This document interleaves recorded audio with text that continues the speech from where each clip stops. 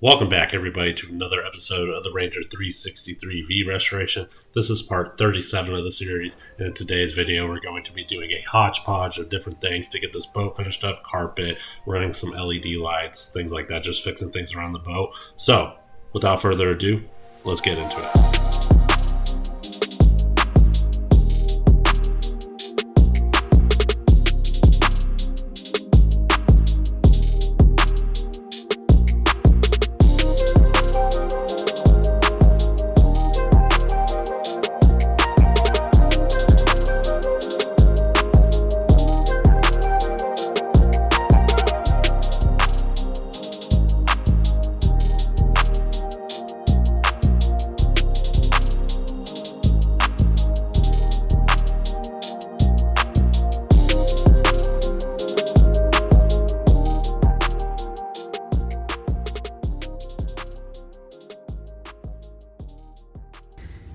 Alright guys, so we got a lot done today. Let's go through everything that we did. First, we went ahead and we carpeted the inside of this locker. We also fixed that little piece that was right there. So we got that done. We went ahead and carpeted in here. Here we are again. And a note to self. Make sure you hook up your steering before you put all the trim in, because if you don't, you're going to regret it. But we didn't videotape that part because I'm grumpy about it. But we did get the steering hooked up. It's working now. Well, now we're going to have to, see, it goes backwards and forwards, see that? But our steering wheel is Now we're going to have to go through the difficult process of aligning the steering wheel. And this is going to take some time and effort, and we're going to probably spend the rest of the day looking for the wrench to pull this off, to rotate it around so it's centered. So don't panic, we'll get that knocked out sometime today, and then I'm going to knock the snot out of you here in a second. But we're going to center the steering wheel. But make sure you hook your motor up before you get all this trim in, because if not, it is a royal pain. One eternity later. okay, so we got the steering wheel fixed. Wasn't as easy as just taking the steering wheel off and turning it. Dad wasn't here when I did it, but what we ended up having to do is we pulled the steering wheel off. We had to pull this thing again, which means we had to use a puller again. We took this off, and then we pulled the steering, and then we unscrewed it there, turned this to be straight, and now the motor's straight, this is straight, and it moves. So that's that. We regret not doing this earlier, before we had all of this stuff in there, because it made it a lot harder.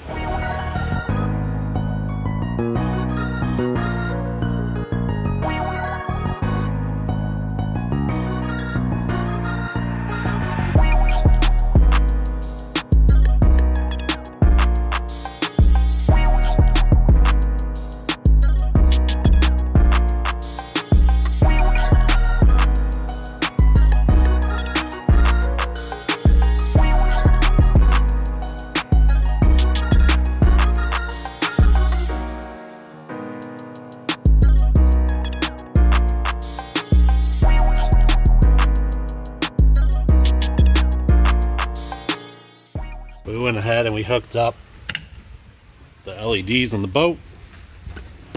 So now when you switch the interior light on, we have a light coming up here. Still got to clean all this up, but we got a light up under here, a light here, a light in there.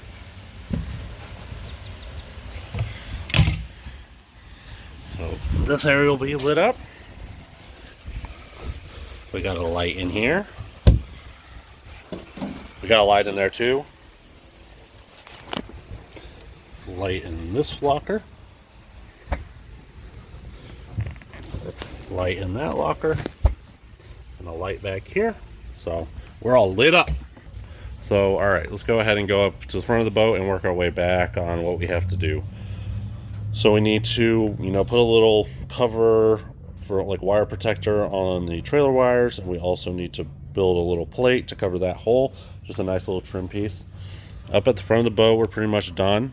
Obviously like cleaning and stuff like that. Working our way back, we need to put a latch on this locker, and we need to cover these two holes. There's also a hole here that used to be like the lock for this lid, for the seat lid. So we got that. We need to go ahead and put the windshields on. But other than that, this is all good. We got to tidy up the wires for the LEDs. Back here, we need to put the pull handles for the live well lids. And we also need to make a little, square panel for the fuel. Just replace this. We'll make this out of black acrylic. On the front at the boat, or on the front of the trailer, we're gonna make that probably out of starboard. Just some black plastic. I think it'll look really good. Moving over here, obviously we got to finish hooking up the motor, or the motor's hooked up. Excuse me. We need to just clean it up, tidy it up, and then that thing's ready to go.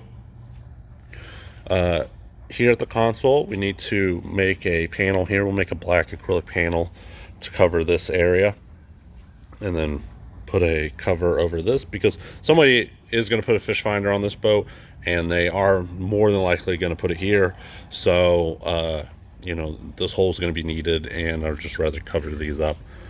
So we'll do that, and then put the spare tire on, and that's about it. We're really close to being done, but if anybody knows, these little details are what's going to take the longest.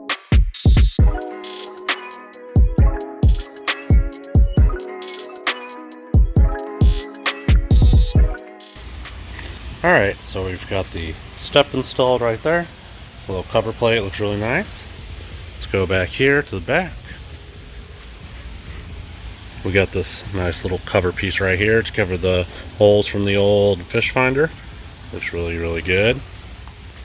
Then back here, we replaced the old fuel panel with a new black acrylic one. It matches up really nice. So yeah.